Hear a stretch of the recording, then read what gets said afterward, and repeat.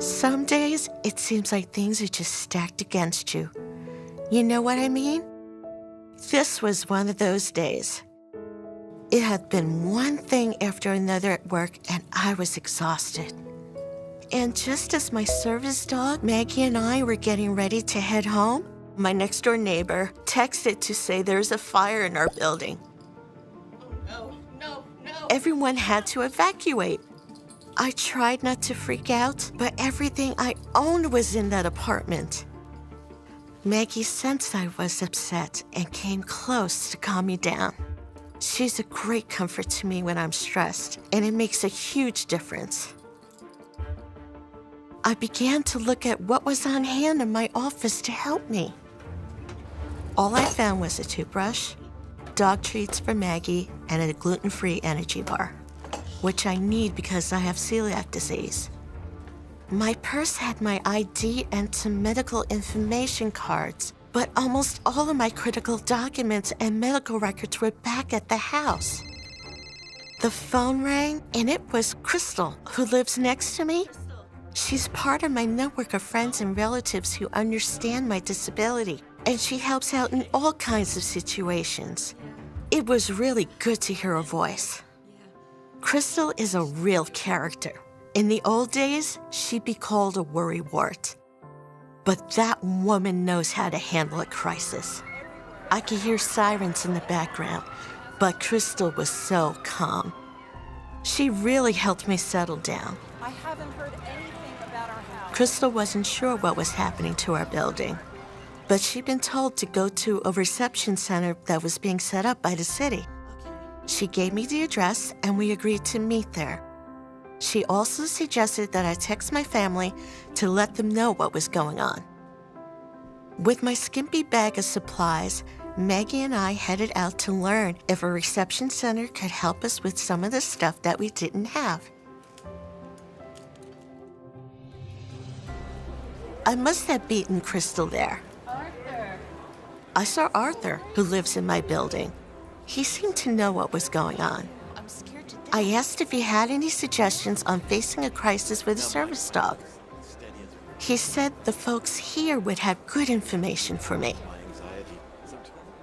It was a pretty impressive scene. There were these volunteers from our neighborhood at every table. Some were checking people in, others were answering questions.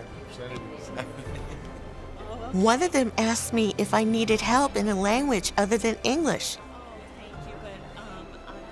The volunteers told me where to find accessible housing, what my transportation options were, and how to care for Maggie while we were at the reception center. I even saw people getting help in sign language. But I was beginning to worry about Crystal. It wasn't like her to be late. Maggie and I hadn't eaten dinner, and I needed Crystal to pick up some dog food. I tried to give her a call, but my phone battery had died. I ate my energy bar and tried not to worry about where I get my next meal.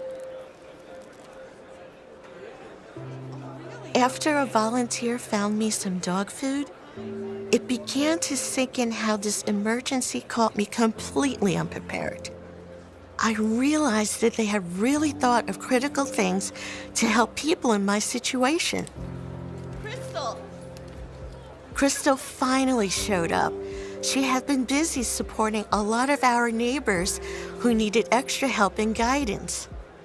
When one of them needed to charge his wheelchair, I was happy to make room at the charging station. With the help of the volunteers, Crystal, Maggie, and I reserved a hotel room not too far away. They also gave me the name of a restaurant that served gluten-free food.